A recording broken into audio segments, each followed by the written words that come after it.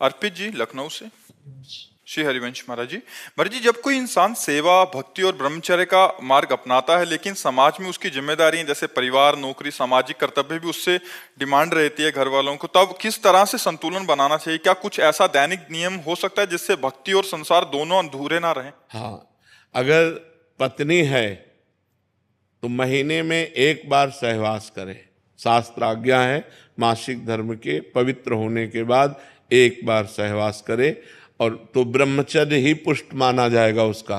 पराई स्त्रियों की तरफ गंदी दृष्टि न करे, अपनी पत्नी से महीने में एक बार भगवान को प्रणाम करके सहवास करे तो धर्मयुक्त काम भगवान कहते हैं मैं हूँ।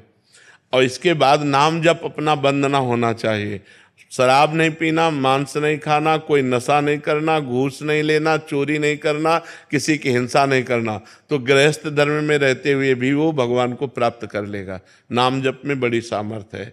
पराई माता बहनों की तरफ दृष्टि न रखे, अपनी पत्नी से ही अनुराग करे, पर एक महीने में एक बार सहवास करे तो ब्रह्मचारी ही माना जाएगा। समझ रहे? भाई जी, जब दिनचर्या में कुछ बदलाव होता है तो उस वक्त मन थोड़ा सा, क्या बदलाव होता है? मतलब जैसे कुछ काम ज्यादा है, कुछ काम, तो नाम जब चल रहा है ना, हमने ये तो नहीं कहा बैठ कर पूजा करो। हमने तो 20 बार नहीं कहा कि आप बैठ करके पूजा करो। हम तो नाम जप की कह रहे हैं कि सुबह उठो और चल दो, और नाम जप चल रहा है राधा राधा राधा, शाम तक काम करो राधा राधा राधा, कोई परेशानी नहीं। हमने तो नहीं कहा पद्मासन लगाओ, सिद्धासन लगाओ, गृहस्थ आश्रम के लिए है भी नहीं, क्योंकि उसको कब कौन सा कार्य लग जाए। नाम जप करो, पवित्र आचरण से चलो, कोई नशा न करो, इसी से भगवत प्राप्ति हो जाएगी। टाइम भी मतलब नाम जप चल सहवास के टाइम? हाँ बिल्कुल बिल्कुल, छोड़ना नहीं चाहिए। उसी समय दिल रुक जाए तो उसी समय हमारी दुर्गति हो जाएगी। तो हम कभी नाम नहीं छोड़ते, राधा राधा राधा। ये नाम उस तभी चलेगा जब आप धर्म से सहवास कर रहे हैं। अगर अधर्म से सहवास कर रहे हैं तो फिर नहीं माना जाएगा, फिर वो पापाचरण होगा।